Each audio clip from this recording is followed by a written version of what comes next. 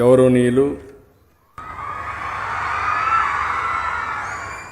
యువకుడు, ఉత్సాహవంతుడు, బాగా చదువుకున్న వ్యక్తి, తక్కువ సమయంలో అత్యున్నతమైన స్థానానికి ఎదిగిన వ్యక్తి కె రామ్మోహన్ నాయుడు గారు. ఈరోజు యువతకు ఒక ఆదర్శం కావాలి. ఈరోజు సెంట్రల్ క్యాబినెట్లో యంగెస్ట్ మినిస్టర్ ఎవరంటే దానికి చిరునామా రామ్మోహన్ నాయుడు గారు. శాఖ కూడా మీరు చూస్తే సివిల్ ఏవియేషన్. ఇప్పుడే కొంతమంది మిత్రులు చెప్పారు, ట్రెడిషనల్గా ఉండే ఈ సివిల్ ఏవియేషన్ అంటే మోడర్నైజేషన్కి ఒక ప్రతీక. అలాంటి సివిల్ ఏవియేషన్ని టెక్నాలజీతో అనుసంధానం చేసి ప్రపంచంలో అన్ని దేశాల కంటే అగ్రస్థానం నిలబెట్టడానికి రాత్రింబగళ్ళు పనిచేస్తున్నాడు. అలాంటి రామ్మోహన్ నాయుడు గారిని మనస్ఫూర్తిగా మొన్నే మనం డ్రోన్స్ కాన్ఫరెన్స్ ఇక్కడ చూసాం. పెద్ద ఎత్తున ఏ విధంగా ఇదే ప్రదేశంలో మీరు చూస్తే డ్రోన్స్ అన్నీ కూడా 5,500 డ్రోన్స్ ఒక పెద్ద ఈవెంట్ క్రియేట్ చేసి 5 గిన్నీస్ రికార్డ్స్ ఒకేసారి రాగలిగాయంటే అది సివిల్ ఏవియేషన్ నడిపించే తీరని చెప్పి కూడా నేను మీకు తెలియజేస్తున్నా. అదే మరిగా గౌరవనీయులు బీసీ జనార్దన్ రెడ్డి గారు R&B, ఇంకొక పక్క డబ్బులు లేకుండా ఎక్కువ ఇన్ఫ్రాస్ట్రక్చర్ తయారు చేయడానికి I&I మినిస్టర్గా ఉన్నాడు. ఆ కార్యక్రమాలకు కూడా నాంది పలికారు. అలాంటి మంత్రి అయినటువంటి జనార్దన్ రెడ్డి గారు భవిష్యత్ అంతా టూరిజందే. నేను ఎప్పుడో చెప్పాను, all isms are over. Capitalism లేదు, లేకపోతే సోషలిజం లేదు, కమ్యూనిజం లేదు, ఒకే ఇజం ఉంటుంది భవిష్యత్తులో, అదే టూరిజం అని ఎప్పుడో చెప్పానో అదే జరగబోతుంది. ప్రపంచం అంతా కూడా అదే జరిగే పరిస్థితి వస్తూ ఉంది. అలాంటి టూరిజం మంత్రి అయినటువంటి కందుల దుర్గేష్ గారు ఈరోజు ఇక్కడ CMD spice jet limited Ajay Singh చాలా రోజుల నుంచి నాకు బాగా పరిచయం. నేను చాలాసార్లు కూడా ఆయన ప్రోత్సహించాను. ఇక్కడే ఒకరోజు అనుకున్నాం సీ ప్లేన్స్ కూడా ఇంట్రడ్యూస్ చేద్దామని. అలాంటి నూతనమైన ఆలోచనల్ని ఎప్పటికప్పుడు అమలు చేస్తున్నటువంటి స్పైస్ జెట్ని మనస్ఫూర్తిగా అభినందిస్తున్నా. ఈరోజు ఈ స్పైస్ జెట్ మ్యానుఫ్యాక్చర్ అయినటువంటి యోగేష్ గార్గ్ గారు, ఇంకో పక్క దీన్ని ఆపరేట్ చేసినటువంటి సివిల్ ఏవియేషన్ జాయింట్ సెక్రటరీ గౌరవనీయులు శోభా గారు, అదే మరి విజయవాడ MP. ఎప్పుడు కూడా ఇంత మునుపు ఎంపీలంటే సరిగా తిరిగేవారు కాదు, కానీ చిన్న ఈవెంట్ దగ్గర నుంచి ఏ పని జరిగినా ముందుండే వ్యక్తి విజయవాడ MP. అలాంటి MP కేసినేని చిన్ని గారు, ఇంకొక పక్క సెక్రటరీ టూరిజం సురేష్ కుమార్ గారు, వేదిక పైన ఉన్న పెద్దలు, అదే మరి ఈ కార్యక్రమానికి విచ్చేసిన సోదరులందరికీ నమస్కారాలు, అభినందనలు, శుభాభినందనలు, స్వాగతం. ఈ ప్రభుత్వం వచ్చి 150 రోజులయ్యింది. నేను గంటల వారీగా లెక్క పెట్టుకుంటున్నా, రోజుల వారీగా లెక్క పెడుతున్నా, వారాల వారీగా లెక్క పెడుతున్నా. ఎంత తొందరగా అనుకున్న ప్రగతిని సాధించాలనో దానికోసం ఆలోచిస్తూ ముందుకు పోతున్నాం. నేను ఇప్పుడు మొదటిసారి కాదు, 4వసారి ముఖ్యమంత్రి. కానీ 3 సార్లు నాకు ఎప్పుడు ఇంత కష్టం అనిపించలేదు. ఈసారి మొత్తం విధ్వంసమైన వ్యవస్థని బాగు చేయడానికి చాలా సమస్యలున్నా పట్టు వదిలిపెట్టను. గాడి దప్పిన పరిపాలన ఘాట్లో పెట్టి మళ్లీ నడిపించే బాధ్యత ఈ ప్రభుత్వం తీసుకుంటుందని చెప్పి కూడా నేను మీకు తెలియజేస్తున్నా. అందుకే ఆంధ్రప్రదేశ్ అంటే నిన్నటి వరకు అందరూ కూడా అవహేళనగా చూసేవాళ్ళు. ఆంధ్రప్రదేశ్ రోడ్లు ఇంతే, ఎక్కడ చూసినా గుంతలే ఉంటాయి. ఇంకో పక్క ఆంధ్రప్రదేశ్లో టౌన్స్లో చూస్తే ఇది ఒక చెత్త టౌన్గా ఉంటుంది. ఎక్కడ చూసిన చెత్తంతా పేరకపోయి మన ఆలోచన విధానాలు కూడా అదే విధంగా ఉండే పరిస్థితికి తీసుకొచ్చారు. ఈరోజు పోగొట్టిన బ్రాండ్ని మళ్ళీ నెంబర్ 1 బ్రాండ్గా చేసే బాధ్యత ఈ ప్రభుత్వం తీసుకున్నామని ఈ రాష్ట్రంలో ఉండే యువతకు, మేధావులకు అందరికీ తెలియజేస్తున్నా. నేను ఒకటే చెప్పాను, నేను మా మిత్రుడు పవన్ కళ్యాణ్ గారు, అదే మరి కేంద్రంలో నరేంద్ర మోడీ గారు ప్రధానమంత్రి గారు, మేము ఒకటే చెప్పాం, ప్రజలు గెలవాలి, రాష్ట్రాన్ని పునర్నిర్మాణం చేయాలి, ఎన్డీఏకు ఓటేమని అడిగాం. చరిత్రలో ఎప్పుడూ జరగలేదు. 93% స్ట్రైకింగ్ రేట్. ఎవరిని పెడితే వాళ్ళని గెలిపించారు మీరు. అదే ప్రజలు ఆంధ్రప్రదేశ్లో గెలిచారు, మన రాష్ట్రాన్ని నిలబెట్టారు. దానికి మనస్ఫూర్తిగా మీ అందరికీ అభినందనలు, ధన్యవాదాలు. వెంటిలేటర్ పై నుండే రాష్ట్రానికి ఆక్సిజన్ ఇచ్చారు మీరు. ఇప్పుడిప్పుడే వెంటిలేటర్ తీసి బయట తీసుకొచ్చే పరిస్థితికి వస్తున్నాం. ఇంకా కొంత సమయం పడుతుంది. అటు కేంద్ర సహకారంతో, మన స్వయం కృషితో నేను ఒకటే హామీ ఇస్తున్నా, మళ్ళీ రాష్ట్రాన్ని నెంబర్ 1 రాష్ట్రంగా తయారు చేసే వరకు నిద్రపోకుండా పనిచేస్తామని చెప్పి మీ అందరికీ హామీ ఇస్తున్నా. అందుకనే మీరందరూ చూస్తే ఈరోజు సీ ప్లేన్ ప్రయాణం ఇది ఒక వినూత్నమైన అవకాశం. దానికి కూడా ఏంటనేది మనం అందరం కూడా ఆలోచించుకుంటే నేను అవన్నీ కూడా మీకు ఒకసారి ఎక్స్ప్లెయిన్ చేస్తాను. ఒక విషయం మీరు గుర్తుపెట్టుకోవాలి, ఎప్పుడైనా సరే రాష్ట్రాన్ని ప్రమోట్ చేయడానికి, రాష్ట్రంలో ఆర్థిక కార్యక్రమాలు పెంచడానికి, ఉపాధి ఉద్యోగ అవకాశాలు సృష్టించడానికి మనమందరం కూడా ఉండే అవకాశాలన్నీ ఉపయోగించుకోవాల్సిన అవసరం ఉంది. నేను ఎన్నోసార్లు చెప్పాను, అభివృద్ధి జరగాలి, సంపద సృష్టించాలి, అప్పుడే ఆదాయం పెరుగుతుంది. ఆదాయం పెరిగితే ఆ ఆదాయాన్ని పేదరిక నిర్మూలన కోసం సంక్షేమ కార్యక్రమాలు ప్రవేశపెట్టే పరిస్థితి వస్తుంది. అసలు సంపద లేకపోతే అప్పులు చేసి అరాకొర సంక్షేమ కార్యక్రమాలు ఇస్తే అది శాశ్వతం కాదు. అదే ఆ రోజు చెప్పాను, ఈరోజు చెప్తున్నాను, దానికోసం ముందుకు పోతున్నాం. ఈరోజు మనందరం టెక్నాలజీ ఏజ్లో ఉన్నాం. ఈ విషయం మీరు గుర్తుపెట్టుకోవాల్సిన అవసరం ఉంది. ఇక్కడుండే మీరైతే సెల్ ఫోన్లు పెట్టుకొని ఈ మీటింగ్ కూడా రికార్డ్ చేస్తూ మీ ఇంటి దగ్గర ఉండే వాళ్ళకో ఫ్రెండ్స్ పంపించే పరిస్థితికి వస్తున్నారు. అంటే ఈరోజు టెక్నాలజీ చాలా ఫాస్ట్గా పెరిగిపోయింది.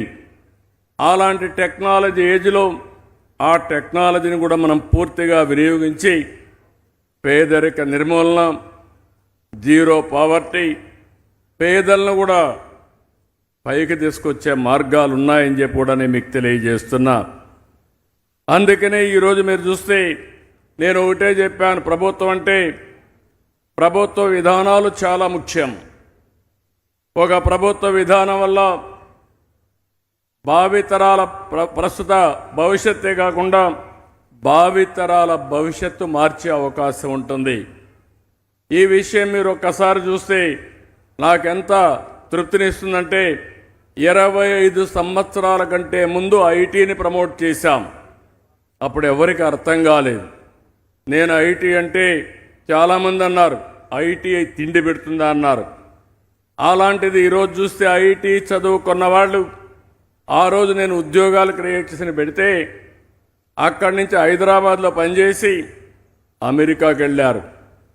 ఈరోజు నేను గర్వపడుతున్నా, ఆ రోజు ప్రమోట్ చేసిన విధానం వల్ల అమెరికాలో హైయెస్ట్ పర్ క్యాపిటా ఇన్కమ్ ఎవరికి వస్తూ ఉందంటే భారతీయులకు వస్తూ ఉంది. అందులో హైయెస్ట్గా ఉండే వ్యక్తులు తెలుగువారు. అది ఆ రోజు చేసిన ఫౌండేషన్. ఈరోజు అమెరికాలో చూస్తే $1,20,000 కోట్ల, $1,20,000 అమెరికన్ డాలర్ల తలసరి ఆదాయం భారతీయులది. అదే అమెరికాలో ఉండే అమెరికన్స్ది 60,000, మనలో సగం. ఇక్కడ మనం చూస్తే $3,000 ఇప్పుడు కూడా ఆంధ్రప్రదేశ్ తలసరి ఆదాయం $3,000. అంటే ఇక్కడి నుంచి పోయిన వాళ్ళు 1,20,000 సంపాదిస్తున్నారు. ఇక్కడే ఉండేవాళ్ళు $3,000 సంపాదిస్తున్నారంటే అది ప్రస్తుత పరిస్థితి. దీన్ని అధిగమించడానికి అమెరికాలో ఉన్న, విజయవాడలో ఉన్న, ఎక్కడున్నా ఆదాయం పెంచడానికి నేను ప్రయత్నం చేస్తున్నా. అర్థం చేసుకొని ముందుకొస్తే ఆకాశమే హద్దుగా డెవలప్ చేసే అవకాశాలు ఈ ప్రభుత్వం ఇస్తుందని చెప్పి కూడా నేను మీకు తెలియజేసుకుంటున్నా. అందుకని అనునిత్యం కొత్త ఆలోచనలు చేయాలి. ప్రపంచంలో జరిగే అన్నీ కూడా ఇప్పుడు చెప్పారు. ప్రధానమంత్రి నరేంద్ర మోడీ గారు కూడా ఈ యొక్క సీ ప్లేన్ని ప్రమోట్ చేయడానికి ముందుకొచ్చారు. నేను ప్రయత్నం చేశాను. కానీ ఈరోజు నేను చెప్తున్నా, సరైన సమయం. యువకుడు ఉత్సాహవంతుడు ఉన్నాడు. మామూలుగా ఫ్లైట్ ఛార్జెస్ ఎంత ఉంటుందో అంతే తేగలిగితే దీనికి అడిషనల్ అడ్వాంటేజ్ చూస్తే ఎక్కడ ఎయిర్పోర్ట్ అవసరం లేదు. ఇక్కడ రిజర్వాయర్ ఉంది, ఇక్కడ దిగుతుంది. పెద్ద మీడియం ఇరిగేషన్ రిజర్వాయర్ ఉంటే అక్కడ దిగే అవకాశం ఉంది. 934 కిలోమీటర్లు మనకు సీ కోస్ట్ ఉంది. పక్కనే నగరాలు ఉన్నాయి. శుభ్రంగా అక్కడే దిగేసి మన పనులు చూసుకొని మళ్ళీ వచ్చే అవకాశం ఉంటుంది. అంటే రాబోయే రోజుల్లో విమానాశ్రయాలే కాకుండా సీ ప్లేన్ ద్వారా ఎక్కడికక్కడ రవాణా సౌకర్యాలు ఏర్పాటు చేసుకునే పరిస్థితి వస్తుంది. దానికి మనం దోహదం చేయాల్సిన అవసరం ఉంది. ఇంకొక విషయం మనందరం గుర్తుపెట్టుకోవాలి. పేదవాళ్ళకి ఎప్పటికప్పుడు ఒక చేపనివ్వడమే కాదు, చేపను పట్టించే విధానం నేర్పించి వల ఇవ్వగలిగితే వాళ్ళు 10 మందికి చేపలు పంచే పరిస్థితి వస్తారు. అదే ఎన్డీఏ సిద్ధాంతం అని చెప్పి కూడా నేను మీకు తెలియజేస్తున్నా. ఇంకో పక్క ఈరోజు మీరు ఒక్కసారి గుర్తుపెట్టుకోవాల్సిన అవసరం ఉంది. ఐటీ రంగానికి ప్రాధాన్యత ఇచ్చాం సమైక్య ఆంధ్రప్రదేశ్లో. హైదరాబాద్ ఈరోజు నాలెడ్జ్ ఎకానమీలో నెంబర్ 1. విద్యుత్ సంస్కరణ తీసుకొచ్చాం. ఈరోజు మీ ఇంటి మీదనే విద్యుత్ తయారు చేసుకునే పరిస్థితికి వచ్చాం. అంటే ఈరోజు మనం గుర్తుపెట్టుకోవాల్సింది 25-30 సంవత్సరాల్లో మన ఊహించినటువంటి మార్పులు వచ్చాయి. ఏది సన్లైట్తో కరెంటు తయారు చేయడం, లేకపోతే గాలితో కరెంటు తయారు చేయడం, లేకపోతే పంప్డ్ ఎనర్జీ తీసుకురావడం. అంటే ఎక్కడ కూడా పొల్యూషన్ లేకుండా గ్రీన్ ఎనర్జీకి పోయే పరిస్థితికి వచ్చాం. ఇంకో పక్కన ఒకప్పుడు నేను ఓపెన్ ఏదైతే ఎయిర్ పాలసీ ఉందో అది తీసుకొచ్చాం. దానివల్ల ఈరోజు ఫ్లైట్స్ విపరీతంగా వచ్చే పరిస్థితి వచ్చింది. ₹1 ఖర్చు పెట్టకుండా హైదరాబాద్లో శంషాబాద్ ఎయిర్పోర్ట్ తీసుకొచ్చాం. ఈరోజు ఆ ఎయిర్పోర్ట్ వల్ల 18-20% గ్రోత్ రేటు పెరిగే పరిస్థితి వచ్చింది. దేశంలో మీరు ఒకసారి చూస్తే 800 ఫ్లైట్లు ఉన్నాయి. 275 ఏవైతే మన దగ్గర హెలికాప్టర్లు ఉన్నాయి. ఈరోజు రామ్మోహన్ రెడ్డికి ఒకటే చెప్తున్నా, రాబోయే 4-5 సంవత్సరాలు, ఒక సంవత్సరంలో ఒక 10 సీ ప్లేన్స్ అభివృద్ధి చేయండి. 1-2 మేము ఇక్కడే వాడుకునే ఏర్పాటు చేస్తామని ఇప్పుడే ఆయనకు హామీ ఇచ్చాను. దాని ప్రకారం కార్యక్రమాలు తయారు చేస్తున్నాం. ఇంకో పక్కన మీరు ఒక్క విషయం గుర్తుపెట్టుకోవాల్సిన అవసరం ఉంది. రాష్ట్రంలో ప్రతి ఒక్కరు ఆలోచించాల్సిన అవసరం ఉంది. ఒకప్పుడు ప్రభుత్వం అనేది మొత్తం మనమే చేయాలనేది విధానం. ఈరోజు ప్రభుత్వ విధానం, మనం ఒక పాలసీ ఇస్తే ప్రైవేటు వ్యక్తులు వచ్చి పెట్టుబడులు పెట్టి సంపద సృష్టించే పరిస్థితికి వచ్చారు. దాన్నే మనం పబ్లిక్ ప్రైవేట్ పార్ట్నర్షిప్ అన్నాం, పీపీపీ విధానం అన్నాం. రోడ్లు వచ్చినా, విమానాలు వచ్చినా, విమానాశ్రయాలు వచ్చినా, లేకపోతే పవర్ వచ్చినా, లేకపోతే అనేక ఇన్ఫ్రాస్ట్రక్చర్ వచ్చినా అన్నీ కూడా పీపీపీలో వచ్చే పరిస్థితికి వచ్చింది. ఒకప్పుడు చాలామంది నేను టెలికమ్యూనికేషన్ పాలసీ మాట్లాడితే నా మీద వ్యతిరేకించారు. నేను సెల్ ఫోన్ గురించి మాట్లాడితే సెల్ ఫోన్ తిండి పెడుతున్నా అన్నారు. ఇప్పుడు చెప్తున్నా, సెల్ ఫోన్ తిండి కాదు. తిండి లేకపోయినా ఉండగలుగుతున్నారు. భర్త లేకపోతే భార్య ఉంటా ఉంది, భార్య లేకపోతే భర్త ఉంటున్నాడు. ఎవరు కూడా సెల్ ఫోన్ లేకపోతే ఉండే పరిస్థితి లేదు, పిచ్చి పడుతుంది.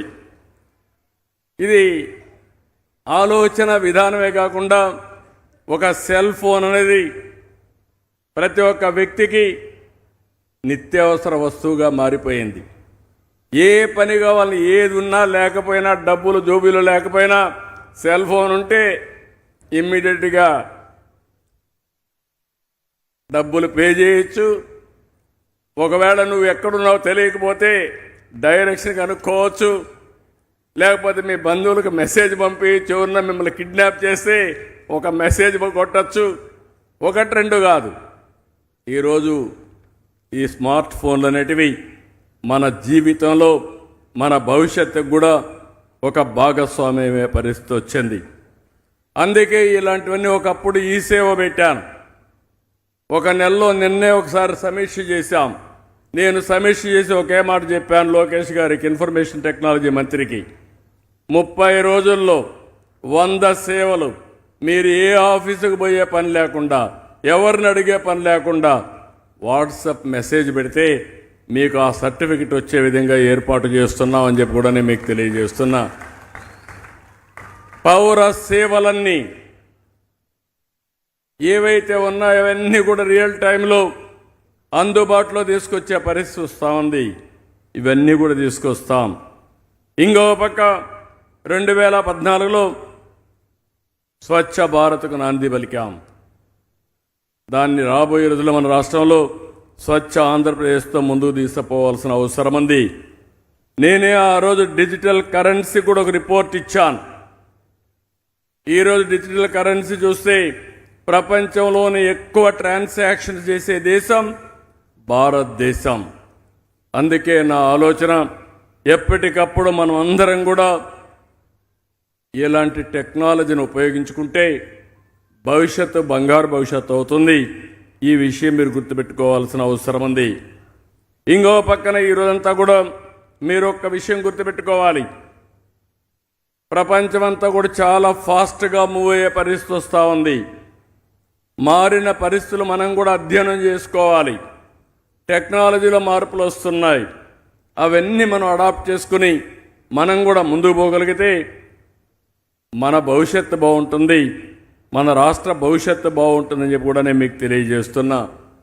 యువతకు ఒకటే విజ్ఞప్తి చేస్తున్నా, ఏదైనా ఒక సమస్య వస్తే బెదిరిపోవడం కాదు, భయపడిపోవడం కాదు.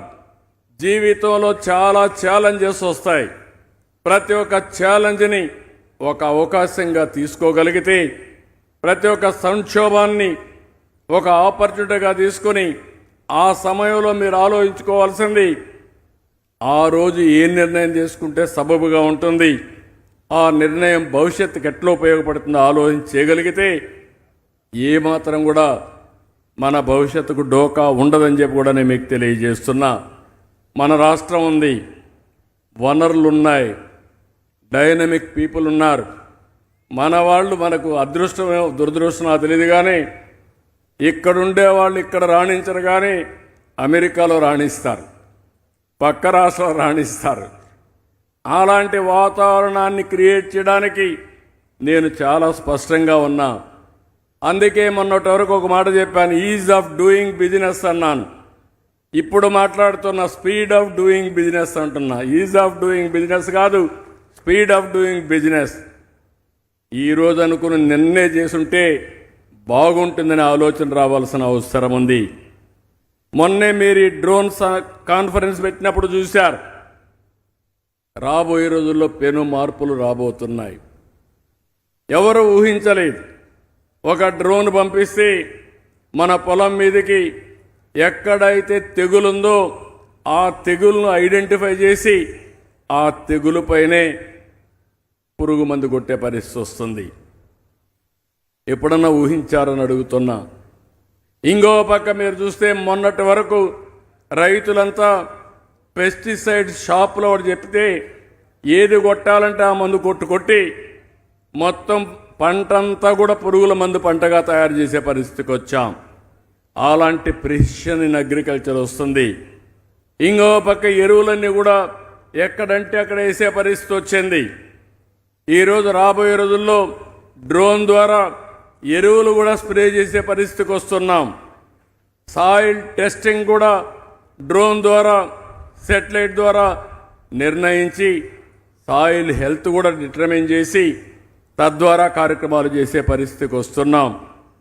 మన పంట ఎంత వస్తుందో డ్రోన్ ద్వారానే ప్రిడిక్ట్ చేసే పరిస్థితి వచ్చి హార్వెస్టింగ్ కానీ మార్కెటింగ్ కానీ ఏర్పాట్లు చేసుకునే పరిస్థితికి వస్తున్నాం.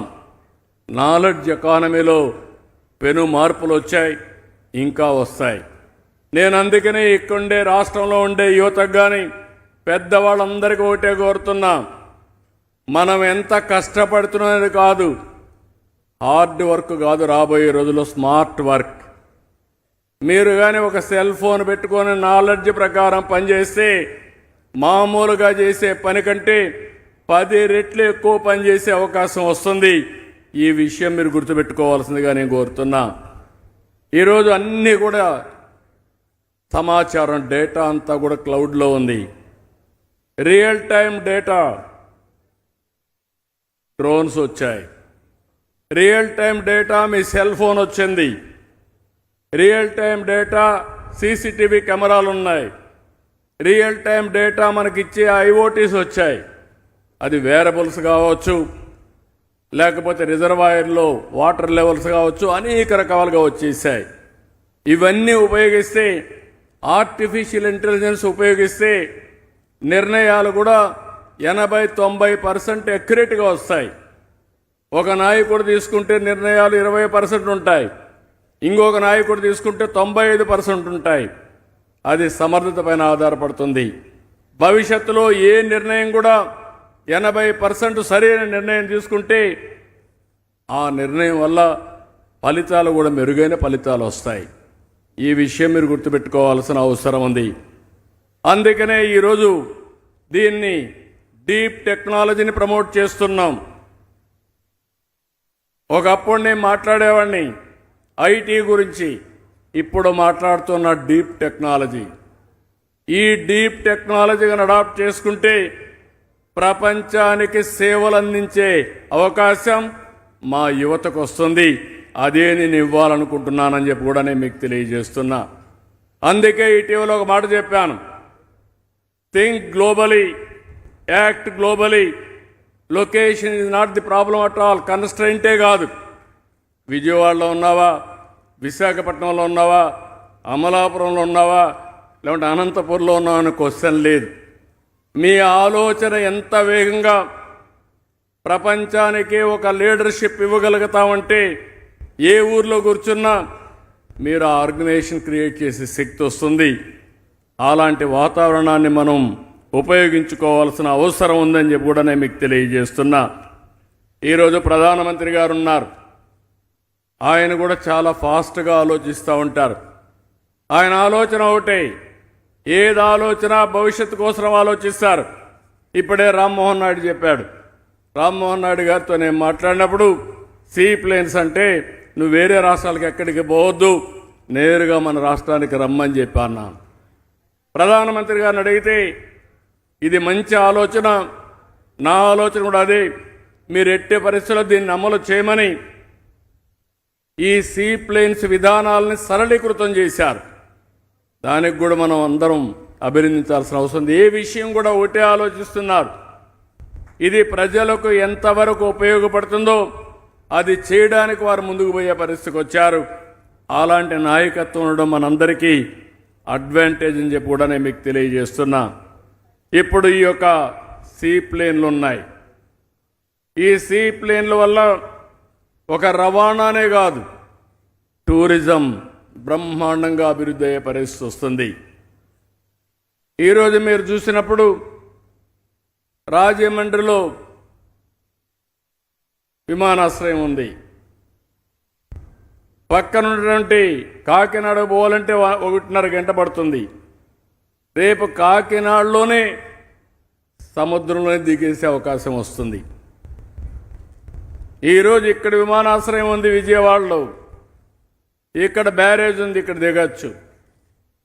పక్కన మీరు చూస్తే ఏదైతే సూర్యలంక కానీ మిగిలినటి పక్కన చూస్తే అక్కడ సముద్రంలో దిగే అవకాశం ఉంటుంది. కృష్ణపట్నం ఎయిర్పోర్ట్ ఉంది, పోర్ట్లో దిగే అవకాశం వస్తుంది. మనకు 7 పోర్ట్లు ఉన్నాయి, ఇంకా ఒక 5-6 పోర్ట్లు వస్తాయి. ఇప్పుడు 7 విమానాశ్రయాలు ఉన్నాయి, ఇంకొక 5-6 వస్తాయి. దానికంటే కూడా ఎక్కడ కావాలంటే రిజర్వాయర్ ఉంటే అక్కడ దిగుతాం, సముద్రంలో దిగుతాం, విమానాశ్రయాలు దిగే అవకాశాలు వస్తుంది. దీనివల్ల everywhere there is helipad or otherwise aerodrome airport అని చెప్పి కూడా నేను మీకు తెలియజేస్తున్నా. దీనివల్ల ప్రతి ఒక్కరికి ఒక ఎక్స్పీరియన్స్. బోలెడంత కష్టపడతా ఉంటాం.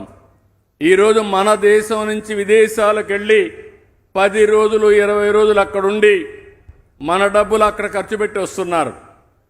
మనం అలాంటి టూరిజాన్ని ఇక్కడ ఎందుకు ప్రమోట్ చేయకూడదని నేను అడుగుతున్నా. ఈ విషయంలో మీరు ఒక్కసారి చూస్తే ఇన్ఫ్రాస్ట్రక్చర్ మీద మనం డబ్బులు ఖర్చు పెడితే 2 నుంచి 2.5 రెట్లు మల్టిప్లైర్ ఎఫెక్ట్ వస్తుంది. ఉద్యోగాలు కానీ లేకపోతే ఆదాయం కానీ జీవీఏ కానీ జిఎస్డిపి కానీ అవన్నీ కూడా మరిగొచ్చే పరిస్థితి వస్తుంది. ఇండ్ల పైన ఇన్వెస్ట్మెంట్ పెడితే 1.5 నుంచి 2 వరకు వస్తుంది. అదే టూరిజం మీద ఇన్వెస్ట్మెంట్ పెడితే భారతదేశంలో 4 నుంచి 6 రెట్లు మల్టిప్లైర్ ఎఫెక్ట్ వస్తుంది. ఇండస్ట్రీకి పెట్టే డబ్బులు టూరిజం మీద పెడితే 6 టైమ్స్ వస్తుందంటే ఈ విషయం మనం గుర్తుపెట్టుకోవాల్సిన అవసరం ఉంది. దీనివల్ల ఇంకొక పక్క హెల్త్లో కూడా 1.5 నుంచి 2.5 వస్తుంది. అంటే మనం గుర్తుపెట్టుకోవాల్సింది అన్ని సెక్టర్లో అగ్రికల్చర్ కూడా మోడర్నైజ్ అయిపోతుంది. ఒకసారి అగ్రికల్చర్ మోడర్నైజ్ అయిపోతే మనం అంతా సెల్ ఫోన్ పెట్టుకొని అన్నీ కూడా కంప్లీట్ చేసుకునే పరిస్థితికి వస్తాం. ఏదైనా కానీ దుక్కి చేయాలంటే ఒక ఫోన్లో మెసేజ్ పెడితే ట్రాక్టర్ దున్నేసి వెళ్ళిపోతుంది. మనం అక్కడ కావాలంటే ఏదైనా పంట వేయాలంటే ఇంకొక మెసేజ్ పెడితే ఏదైతే ప్లాంటేషన్ చేసి వెళ్ళిపోయే పరిస్థితి వస్తుంది. మందు కొట్టాలన్నా హార్వెస్ట్ చేయాలన్నా అన్నీ కూడా వచ్చేస్తున్నాయి. కానీ టూరిజం వల్ల మీరు ఒకసారి చూస్తే అనేక లాభాలు, 1-2 కాదు. ఈరోజు టూరిజంలో మన ప్రాంతంలో మనం చూస్తే అనేకమైన అవకాశాలు వచ్చాయి. ఇప్పుడు కూడా వీళ్ళు ఎస్టిమేట్ చేసిన దాంట్లో బ్యూటిఫుల్ ప్లేసెస్ ఉన్నాయి. శ్రీశైలం, ఇక్కడి నుంచి ఈరోజు నేను శ్రీశైలం పోతున్నా. One of the best forest ఉంది. టైగర్ సఫారీకి one of the best area. పులులుండే ఫారెస్ట్ అది, ఏదైతే నల్లమలై ఫారెస్ట్లో. ఇంకో పక్క గండికోట ఉంది. గండికోట మీరు చూస్తే ప్రపంచంలోనే అతి సుందరమైన ప్రాంతంలో 10లో ఇది ఒకటి. గ్రాండ్ కెనన్ విన్నాం అమెరికాలో, దాంతో సమానంగా మన గండికోట ఉంటుంది. దీన్ని మనం ఉపయోగించుకోలేకపోయాం. ఆ రోజు ఎన్టీ రామారావు గారు ఒక ఇరిగేషన్ ప్రాజెక్ట్ గండికోటలో కట్టారు. అది ఈరోజు మేము పూర్తి చేసిన తర్వాత 25 టీఎంసీ నీళ్లు అందులో పెట్టే పరిస్థితికి వచ్చాం. నేరుగా ఇక్కడ ఫ్లైట్ ఎక్కితే, సీప్లేన్ ఎక్కితే గండికోటలోనే దిగి అక్కడ హోటల్లో ఉండి మళ్ళా తిరిగి విజయవాడకు వచ్చే అవకాశం వస్తుంది. అలాంటి ప్రదేశాలు ఉన్నాయి. ఇలాంటి మనం చూస్తే 1-2 కాదు, కోనసీమ, అందాల సీమ, అలాంటి బ్యూటిఫుల్ ప్లేసెస్ ఉన్నాయి. ఫుడ్ కూడా మీరు చూస్తే ఢిల్లీలో ఎన్నో గెస్ట్ హౌస్లు ఉన్నాయి, కానీ ఆంధ్ర ఫుడ్ అంటే ఢిల్లీలో అందరూ వచ్చి భోంచేసిపోయే పరిస్థితికి వచ్చారు. అది ఆంధ్ర ఫుడ్ స్పెషాలిటీ అని చెప్పి కూడా నేను మీకు తెలియజేస్తున్నా. టూరిజానికి కావాల్సింది మీరు ఒకటే గుర్తుపెట్టుకోండి, మంచి హోటల్స్ ఉండాలి, హాస్పిటాలిటీ ఉండాలి, ఇంకో పక్క ట్రాన్స్పోర్ట్ సుజావుగా జరగాలి, ఇంకో పక్క మీరు చూస్తే మంచి సైట్స్ ఉండాలి. మనకు అన్నీ ఉన్నాయి కానీ అల్లుడి నోట్లో శని ఉన్నట్టు ఇంతవరకు మనం దీన్ని సద్వినియోగం చేసుకోవాలా. కొన్ని లక్షల మందికి ఉపాధి అవకాశాలు వస్తాయి.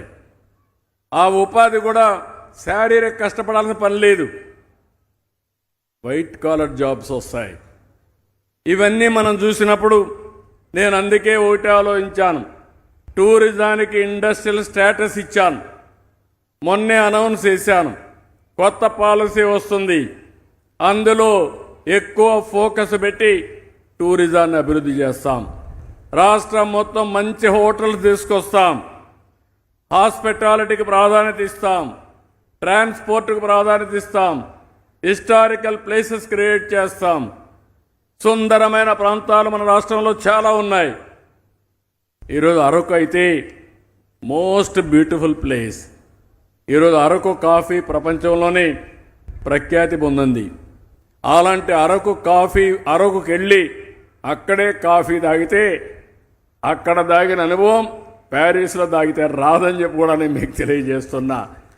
ఆ చెట్లు చూస్తూ అక్కడే కాఫీ తాగితే దాని అనుభవం వేరే. ఇలాంటి అనేక ఎక్స్పీరియన్సెస్ మనం క్రియేట్ చేసే అవకాశం వస్తుంది. ఏదేమైనా మళ్ళా ఒకసారి మీ అందరినీ కోరుతున్నా, ప్రభుత్వం చిత్తశుద్ధితో పనిచేస్తున్నాం. కానీ ఈ రాష్ట్రంలో లా అండ్ ఆర్డర్ సమస్య ఉంటే టూరిజం రాదు, రౌడీలు ఉంటే ఈ ప్రాంతానికి ఎవరు రారు. లేకపోతే ఇక్కడికి వచ్చినప్పుడు రౌడీజం చేసే ప్లేస్ అంటే ఈ రాష్ట్రానికి వచ్చే పరిస్థితి రాదు. ఒక ప్రశాంతమైన వాతావరణం ఉంటే ఆ ప్రశాంతమైన వాతావరణం కోసం ప్రపంచం మొత్తం వచ్చే పరిస్థితి వస్తుంది, పరిశ్రమలు వచ్చే పరిస్థితి వస్తాయి, అభివృద్ధి జరుగుతుంది, మన భవిష్యత్తు బాగుంటుందని చెప్పి కూడా నేను మీకు తెలియజేసుకుంటూ మరొకసారి ఇదొక కొత్త ప్రయోగం, చాలా సంతోషం. ఏది జరిగినా దేశంలో ప్రపంచంలో అది అమరావతిలోనే జరగాలి. మొట్టమొదట మనమే దాన్ని ప్రారంభించాలని నా అభిమతం. ఆ డైరెక్షన్గా పోతున్నాం. భవిష్యత్తులో కూడా ఇలాంటి వినూత్నమైన కార్యక్రమాలు ఇంకా చేసి రాష్ట్రాన్ని అభివృద్ధి చేస్తామని చెప్పి తెలియజేసుకుంటూ, కష్టాలున్నాయి, ఇబ్బందులున్నాయి, ఆర్థిక సమస్యలున్నాయి, అవన్నీ ఒక్కొక్కటే అధిగమిస్తున్నాం. కానీ అట్లని చెప్పి భవిష్యత్తు కోసం పనిచేయకపోతే మనం ఏ లక్ష్యం అయితే అనుకుంటామో జరగదు. కాబట్టి ఆ లక్ష్య సాధన కోసం పనిచేస్తామని చెప్పి మరొక్కసారి తెలియజేసుకుంటూ, ఈ కార్యక్రమానికి వచ్చిన మిమ్మల్ని అందరినీ అభినందిస్తూ, రాష్ట్రంలో ఉండే ప్రజలందరూ కూడా ఏదో సీప్ లేనంటే ఇది ఎవరికో ఉపయోగపడుతుందని కాదు, ఈ యొక్క ఇలాంటి వినూత్నమైన ఆలోచనలతో పేద పిల్లలకు ఉద్యోగాలు వస్తాయి, పేదరిక నిర్మూలన జరుగుతుంది, అభివృద్ధి జరుగుతుంది, సంపద సృష్టించబడుతుంది, ఆదాయం పెరుగుతుందని చెప్పి మరొకసారి విజ్ఞప్తి చేస్తూ అందరికీ మనస్ఫూర్తిగా అభినందనలు. ఎప్పుడు కూడా నేను ఇక్కడ విజయవాడ, అమరావతిలో చూస్తున్నా, ఏ వినూత్నమైన కార్యక్రమాలు చేసినా ఇక్కడ మాత్రం మీలో ఒక బ్రహ్మాండమైన స్పందన కనపడుస్తూ ఉంది. దానికి మనస్ఫూర్తిగా అభినందిస్తూ, మొన్నటి వరకు వరదల్లో బాధపడ్డాం, కానీ వరదలు కూడా మర్చిపోయి మళ్ళీ అభివృద్ధి వైపు ముందుకు పోతున్నాం. అలాంటి అభివృద్ధి కోసం ముందుకు వచ్చే మిమ్మల్ని అందరినీ అభినందిస్తూ అందరికీ నమస్కారాలు. జై హింద్, ధన్యవాదాలు.